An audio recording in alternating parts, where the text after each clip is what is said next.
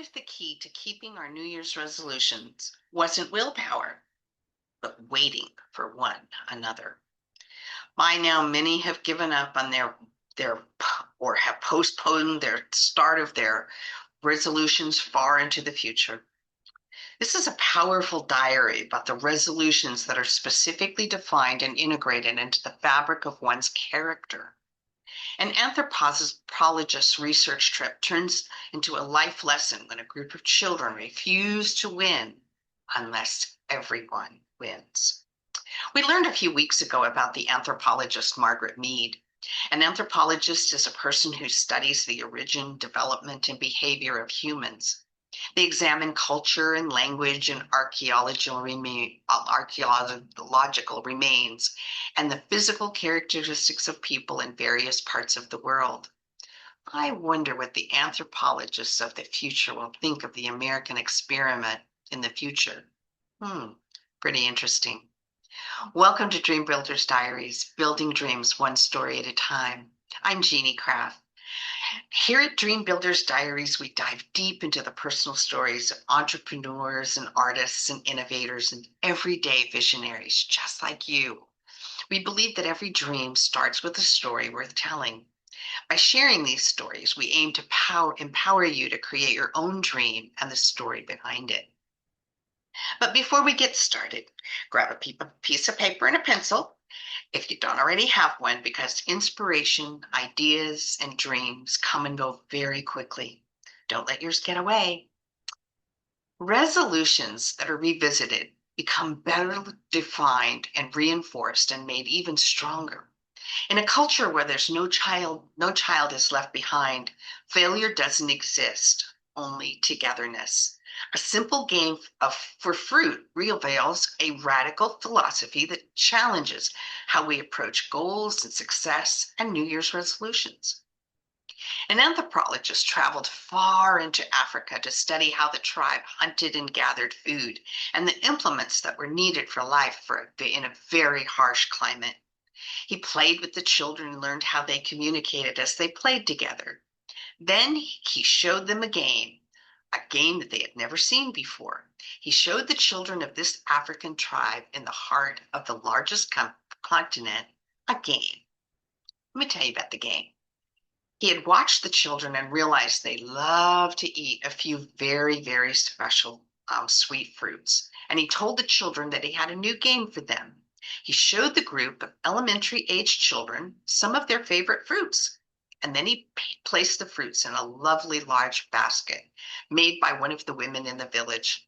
He then placed the basket of delicious fruits near the tree trunk and told the children the first child to reach the tree would get the basket and all of the fruit. Wow. Even on your mark, get set, go is not lost on children who do not speak English. It worked. When he gave them the start signal, he expected to see the oldest children charge to the basket before the younger ones could even get started. But that is not what happened. He was surprised to see that all the children waited until the youngest and the weakest were standing. Then they walked together, holding hands until all reached the tree and the basket together. There was about 25 kids, and they were of all ages, but they were all working together. And this was not the only surprise. The anthropologist had told the woman he had purchased the basket from that he was sure it would be torn to shreds by the children with the game. The woman simply smiled, but the anthropologist was wrong again. The children carried the basket to the shade of the large tree. After each child was comfortably seated with the breeze gently blowing on their skin, they figured out how to divide the fruit so that every child got the fruit, not only some fruit, but the fruit that they wanted. The children did this almost silently. The anthropologist noted that the children shared the fruit equally. The man watched all of this with his camera running. He could not take his eyes off the children. He was thankful for the video so that the rest of his team would even believe him when he returned to the large tent where the exposition was being housed. He watched until the fruit was almost gone. Then he approached them and asked them why they did that when any one of them could have had the entire basket of fruit for themselves. They politely raised their hands and answered him with an astonishing single response, a single definition: Ubuntu. How can any one of us be happy when the rest are miserable? Each child said that very same single word, Ubuntu. Each one and he asked each one the exact same question just to make sure. The anthropologist was stunned. How could the children know this? The oldest child explained, I am because we are. That is what Umbutu means. He continued to explain that the tribe knows the secret of happiness that has been lost in most societies that consider themselves even civilized. Now, he knew why the woman at with the baskets had smiled so sincerely. She already knew what Umbutu meant too. So why this diary? Because this diary demonstrates the magic about how precious time is. It is so precious. The wisdom of this village and what they have taught their children will carry them far, far into the future. Generations to come will realize how to care for the entire society almost before they enter school. They will continue to look out for each other, and they will never have to worry that any one of them may go without. The world would not be the same without your resolutions, your dreams, and the dreams of others. You can fulfill your dream and create your greatness. I also share this diary because this powerful diary celebrates the virtues of pride and patience and planning and that determined resoluteness. If children can learn this, what does that say about us adults in our civilized society? I shared this story because we are at our best when we serve others. Be the caring one who will allow you to define your plans and see your dreams fulfilled. Only you can fulfill the dreams that you create.